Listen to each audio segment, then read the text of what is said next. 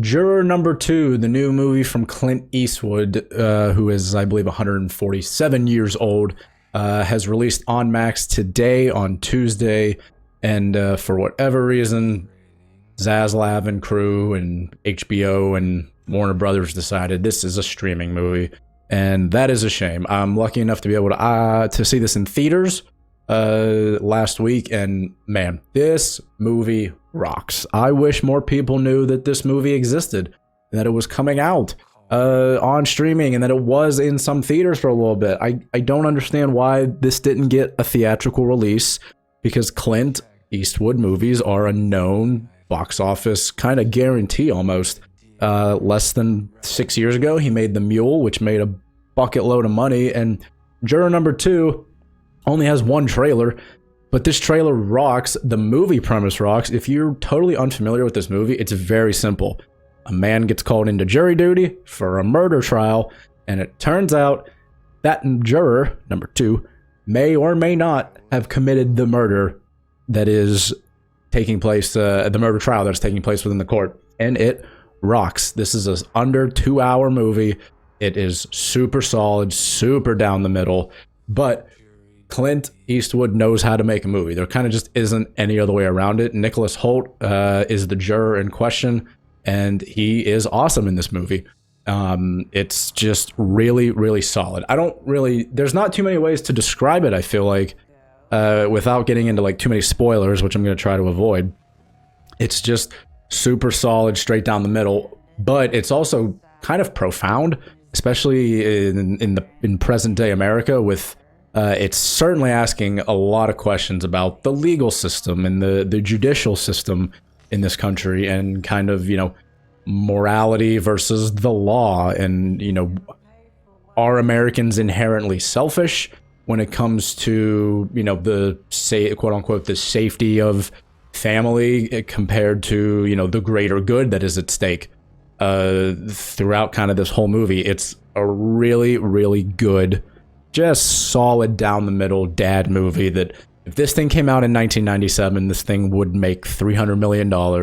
It would get probably 5 Academy Awards, and then it would just be on cable for the next 15 years, and everyone would love it.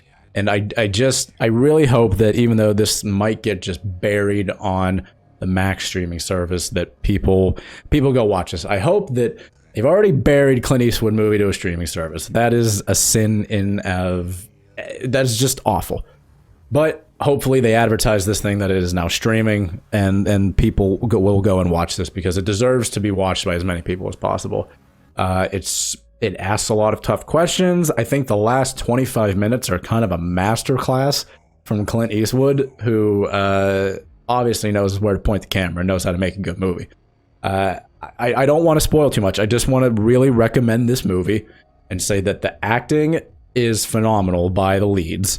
I think the leads are really carrying a pretty good script, but there's like 3 or 4 supporting performances where I'm not totally in on them. They clearly just kind of don't mesh with the Clint Eastwood style of directing, which is like, you get 1 take, you get 2 takes, and then we're moving on because I am Clint Eastwood and I'm 400 years old and I gotta go to lunch or whatever.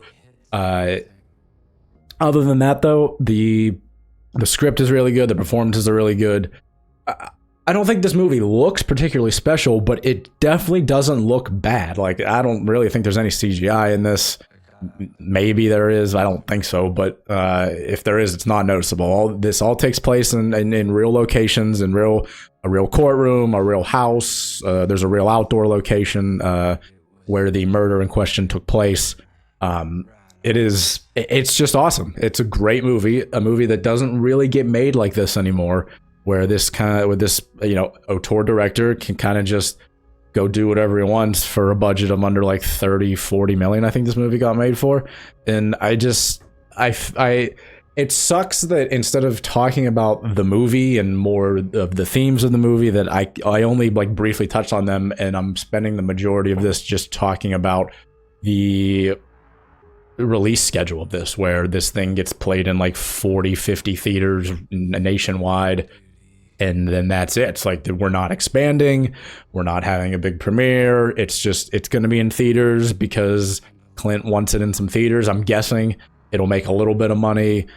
I think if it goes in theaters, it becomes Oscar eligible. So even though I don't anticipate any Oscar buzz for this movie, but maybe that's just what he wants. He wants Oscar. He wants an Oscar play or something. But it's just ridiculous that the movie itself is not the main focus of the release of this movie. It is the strategy and all the corporate nonsense that goes into the Hollywood business, especially the wonderful folks at the Warner Brothers, where it just seems like there's just such a mess there all the time. And with the cancellation of Batgirl and the Coyote versus Acme movie, like it just, every single time something like this happens, it takes away from the legitimate like criticism and conversations and just the overall like number of people that see this movie, because it's not the main focus of conversation when it comes to something like this. It just has to become about the corporate nonsense part of it all. And that's a bummer, because this movie rocks.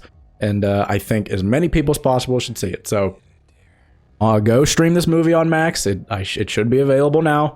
Your dad's going to love this movie. It's a dad movie, but it is not a bad one. And it's certainly not a bad movie in general. It's a dad movie, yes, but that's just because like it's about, you know, the justice system, and there's a trial and courts, and there's you know, documents that play a part, and all this like procedural drama stuff that is really, really good. That is just such a classic cable movie, and I mean that in the highest compliment possible. So go watch this movie; it's awesome, and I'll see you guys in the next review, whatever movie that is. I don't know. All right, goodbye.